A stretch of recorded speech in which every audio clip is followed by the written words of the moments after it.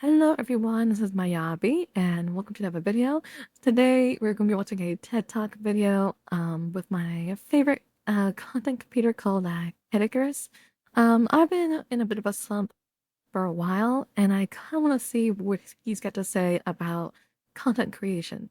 Alright, let's get into this. Okay, here we go.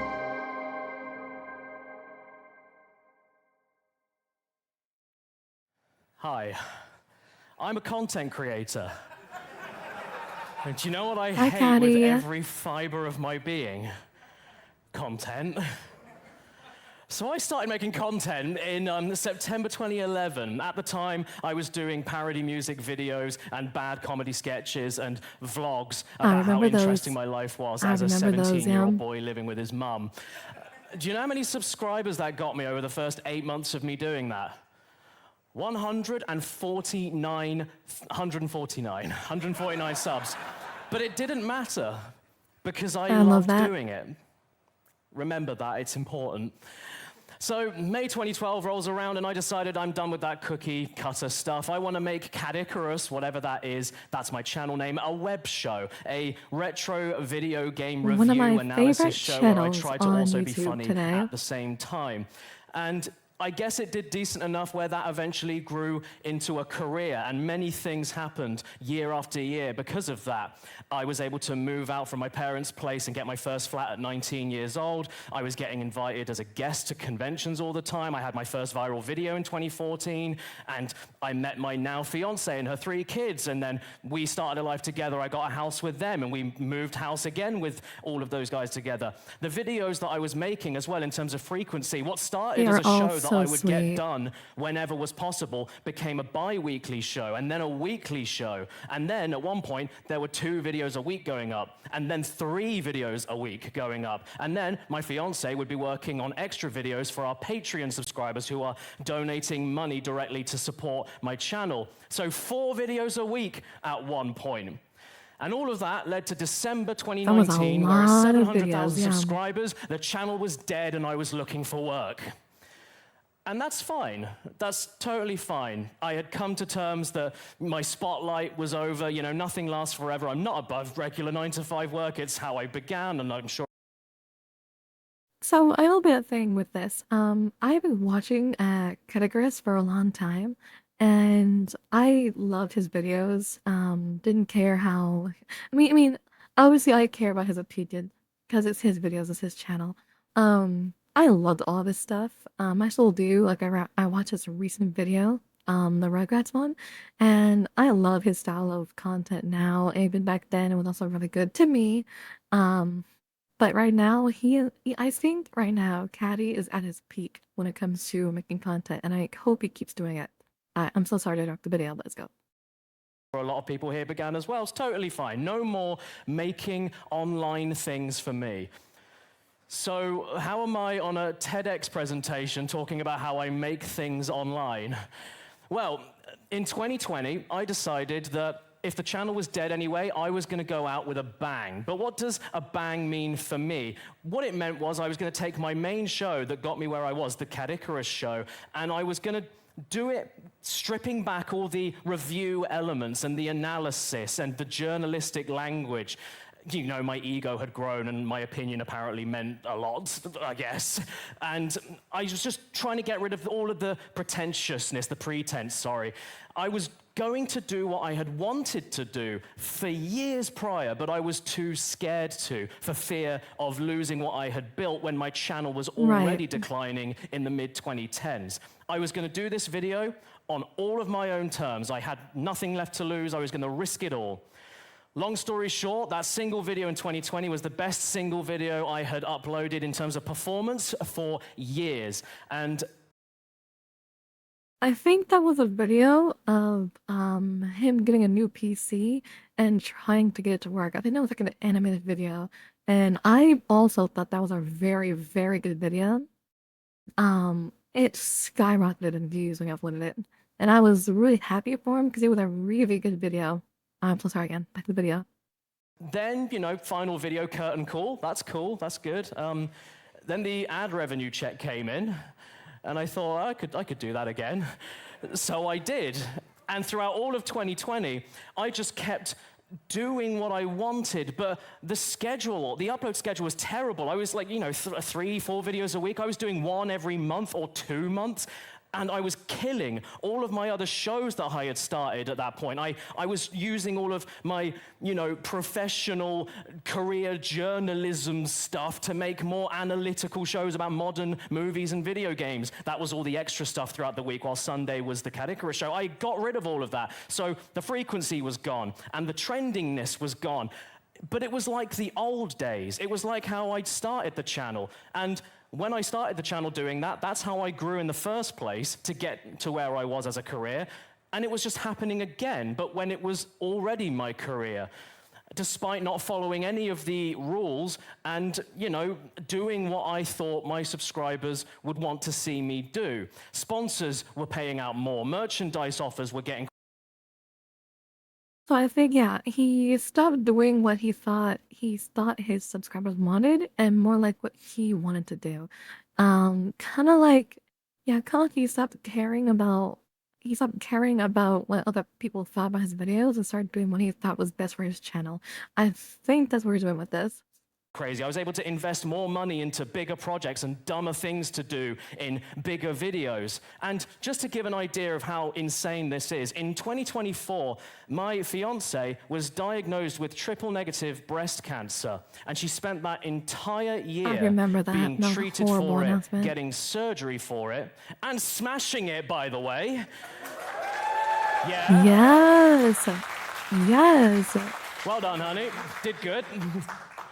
And despite that going on, I'm sure you can imagine the time and the mental drain, the stress that would take on not just an individual or a couple, but an entire family, especially when you're trying to still create things and bring money in. You've got to support everybody at the end of the day. With that being said, though, it still made no sense to me how during that year, I still made 10 times more money than any single year from 2014 to 2022, despite uploading 2 videos per year.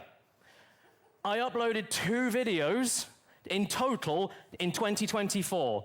How did I go from uploading 3 to 4 videos a week at one point and nearly losing everything, including my mind, to 2 a year and somehow doing 10 times better?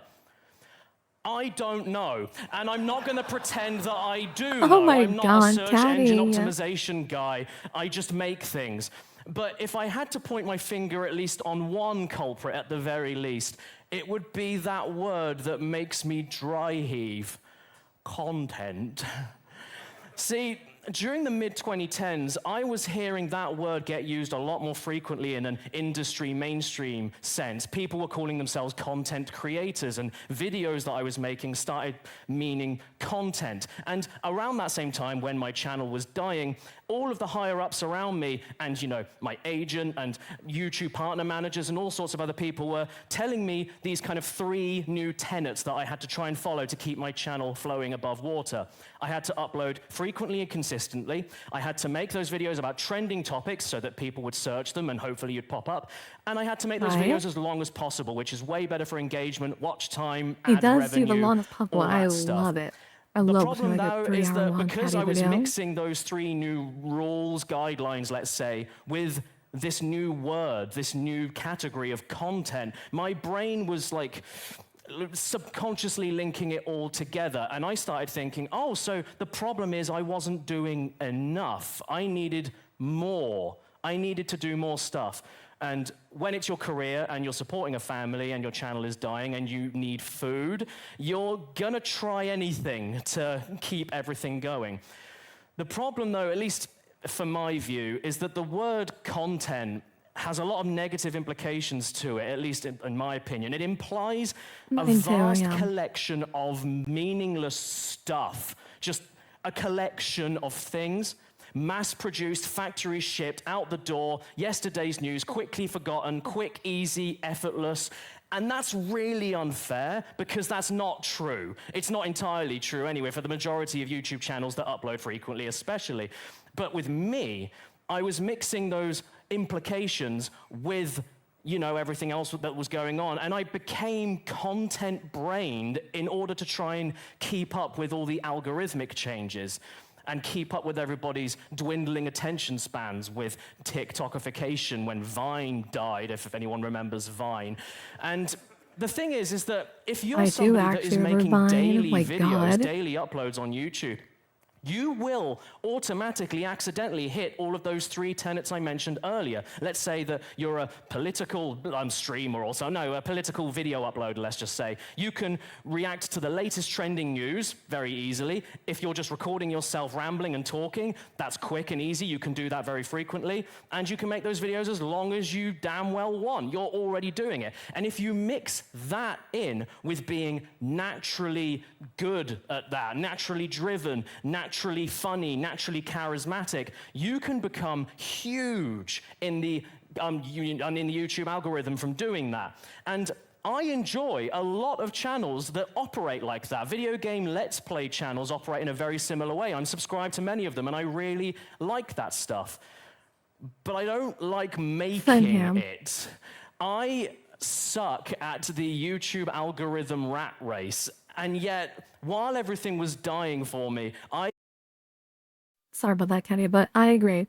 The YouTube algorithmic race is so hard because you gotta figure out what is there's just so much to go. There's just so much that goes into it. Just to try to get your video out there so people can actually see it on their page. Hope it gets pushed out to the front page of YouTube or recommended. It's such a shitty ass race. Right, back to you, Caddy. I'm so sorry. I felt pressured to have to be in it, which eventually just led to everything getting worse. And that's kind of when I had this epiphany, let's call it, in 2020, or after 2020, after this huge spike in growth that I hadn't seen in years. Between 2015 and 2019, I was lying to myself. I was doing what I thought I needed to do while pretending, acting as though that was the end goal. Oh, I wanted to be a YouTuber. This is the dream. This is it. I was in denial, convincing myself that was it. And the problem as well is that I was working myself to death for the privilege of that. Multiple mental breakdowns, terrible physical health, relationship problems. I wasn't socializing. I wasn't getting much fresh air. All at the end of the day for a dead channel in 2019 and a library of videos, a library of content that I never really even wanted to make in the first place. My channel, I think, failed not because I wasn't making enough content, but because I was making bad videos, or if you want to be charitable, mediocre, let's just say. And I was spamming them to my subscribers. And the problem with that is not only is that inauthentic and not who I really am, like I said, I was doing videos I never really wanted to do, but I felt I had to keep up. But also, it made the value of my channel 0, despite me following all those 3 rules. I was doing everything right, but everything kept bleeding. And yeah, like I said, my channel value was 0 because there's only so much time in 1 week. And I wanted to do this solo because that's what I want to do. Always worked solo, aside from a cameraman and a bit of assistance. But that main show that got me where I was, the Caddicarus show, even if it was going out every Sunday, was suffering because there is only so much time in a week for one person to do everything. And when everything suffers and everything is just meh, it doesn't matter. And your subscriber count doesn't mean anything at that point because if they're seeing the videos in their feeds, they're not going to click if even the topic or the idea or the length just doesn't look like their cup of tea. It's really ironic when I look back that the second I stopped caring about all of this stuff and stopped obsessing over looking at the YouTube studio analytics when it would tell me at some point in 2017 in big red letters that this video's viewership is down 0.2%, and because it's in red, that must mean I'm making things incorrectly. The second I stopped caring about that, I thrived in my own way despite the algorithm changes that everybody... Wait a second. Hold on. Caddy is cooking here. Because I do that, not with YouTube, but with Twitch. Like, I always look at my analytics and stuff like that when I stopped streaming on Twitch because I was so focused on analytics and I was so focused in my own head of things that were happening to me with people who are backstabbing me and all that. Wow. Wow, this is actually pretty eye-opening. He was panicking about.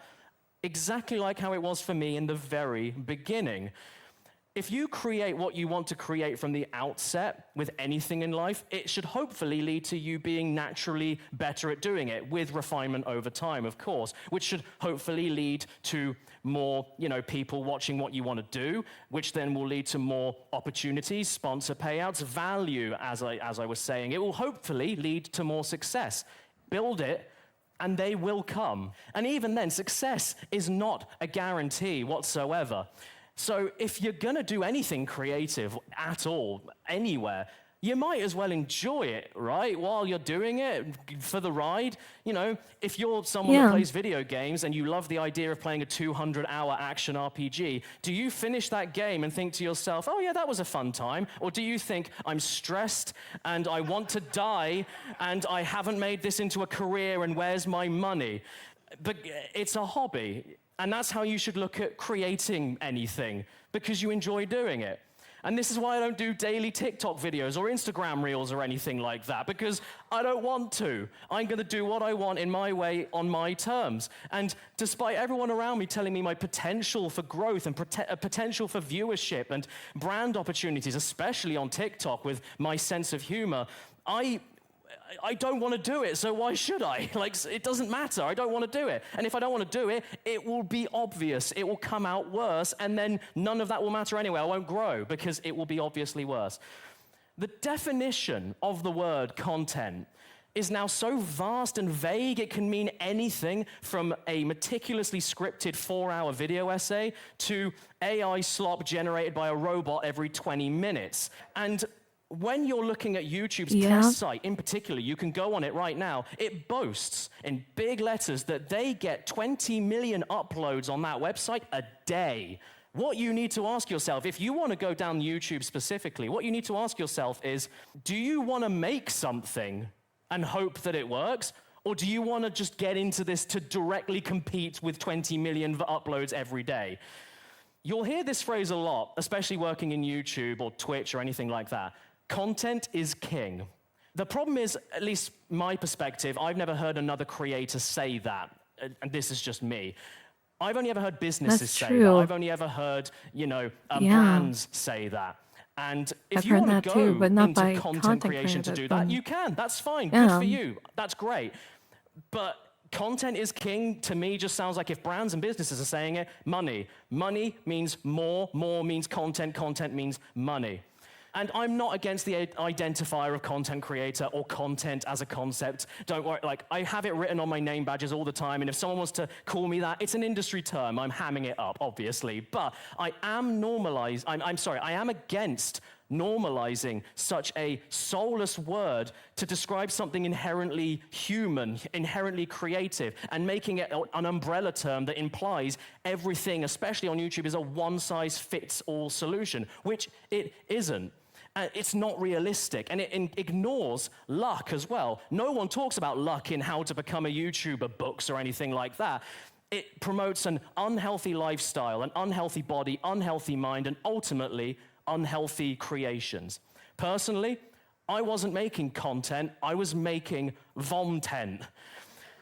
Whatever you want to do in life, though, creatively, whether you want to call it content or art, it doesn't matter, ultimately. That's my point. It doesn't matter how quick you can get that stuff done or how viral or trendy it is. My point I want to make, what I want to promote is creativity above all and being authentic and true to yourself above all, which you can apply to all aspects of life. And if you manage to hit those YouTube hints, those 3 tenets, that's a bonus. Great, keep it going. But it's okay if you don't fit the mold. It's okay if you do fit the mold. I carved my own mold, and I'm better for it. You don't have to feel like this way. If you make what you want to make and it works, then it might not work, sure, but either way, you'll be happier, healthier, and make better videos. And just speaking from myself as someone that did lose everything, you've only really got you at the end of the day when you've lost a career or a family member or anything else like that. At the end of the day, if you want to creatively express yourself, all you have left is you. So I guess all I can really say at the end of all of this is don't broadcast content. Do what YouTube themselves said themselves in 2005 when the website launched. Broadcast yourself. Now, if you don't mind, I have been here long enough and I need to go home and make some more content.